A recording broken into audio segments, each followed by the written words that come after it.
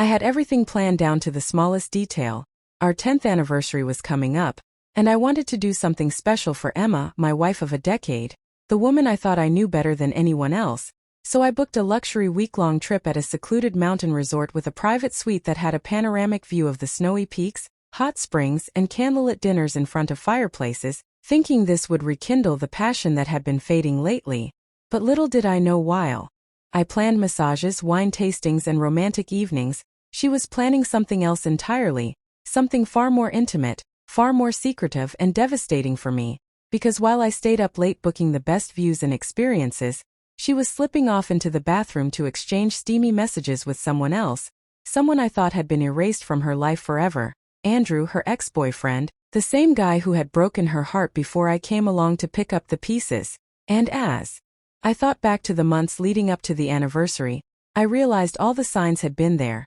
the sudden obsession with fitness, the new lingerie she never wore around me, the late-night drives claiming to visit her best friend, the mysterious smiles at her phone, and most of all, the subtle way she avoided intimacy with me, always tired, always distracted. So when I finally revealed the surprise to her, showing her the resort brochure, the heated pools, the breathtaking vistas, she acted thrilled, her blue eyes lighting up, her lips curling into the sweetest smile. But there was a flash in her gaze that I couldn't quite place. A flicker of guilt, hesitation, maybe even panic. But I told myself I was imagining things until the very next evening, while she was in the shower, I saw her phone light up again, and curiosity clawed at me until I picked it up, opened the messages without a second thought, and what I read shattered every illusion I had built over the years, because there were messages from Andrew, explicit, filthy, about how he couldn't wait to have her body pressed against his on the warm sand, how she would wear that red bikini just for him, how they'd make love under the stars like they used to,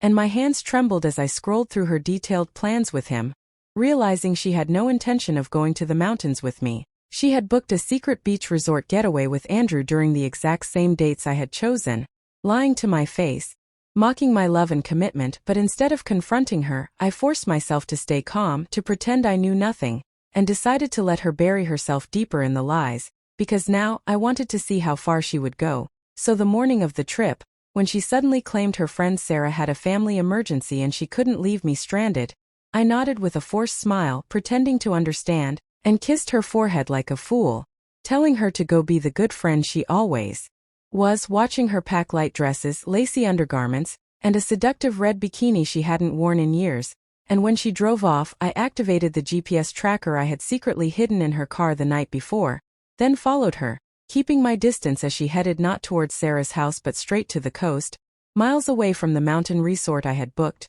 and I tailed her discreetly, my heart pounding in my chest, until I saw her pull into a high-end private beach resort, the kind reserved for honeymooners, check in under her maiden name, and within the hour, Andrew's car arrived, sleek and polished, and the moment he stepped out, Emma ran into his arms like a lovesick teenager, kissing him deeply, his hands squeezing parts of her I hadn't touched in months, and rage threatened to consume me. But I reminded myself this was only the beginning of her punishment, because I wasn't going to just bust through the doors and confront them. I was going to collect evidence, destroy her carefully crafted life piece by piece. So I checked into a nearby hotel, made some calls, and hired a private investigator to capture every sordid detail while I prepared for my own revenge. And over the next few days, I followed their every move: romantic dinners by candlelight, late-night strolls along the shore, passionate kisses in the pool, and each time I received photos and videos, the anger turned into a cold, calculated fury.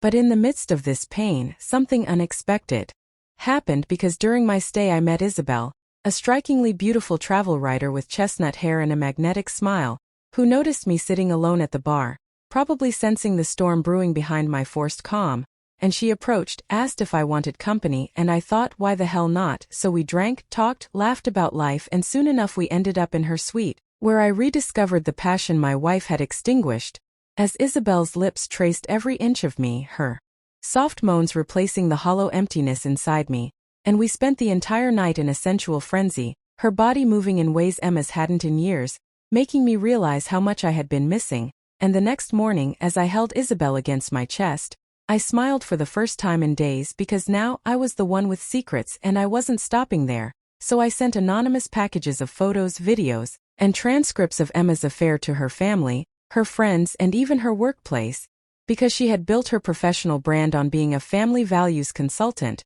and I wanted the world to see the truth. And when she finally came home after her emergency trip, acting tired and fake sad, I greeted her with a romantic dinner, roses, and soft music, acting like the doting husband she had taken for granted, until dessert, when I slid a neatly organized folder across the table titled, Our Anniversary Memories, and told her to open it, watching her face turn from confusion to horror as she flipped through pages of her betrayal, her naked body entwined with Andrew's on the beach, and the final page was a photo of me, smiling in bed with Isabel, our naked bodies tangled in sheets, a cruel mirror to what she had done. And when she dropped the folder, tears streaming down her face, she begged, pleaded, saying it was a mistake, a moment of weakness. But I stood up, told her she made her choice the moment she lied, packed my bags, and left her crumbling world behind. Because I wasn't going to be the sad husband staying for love. I was going to be the man who built a new life from the ashes of betrayal. And as weeks turned into months, our divorce finalized swiftly.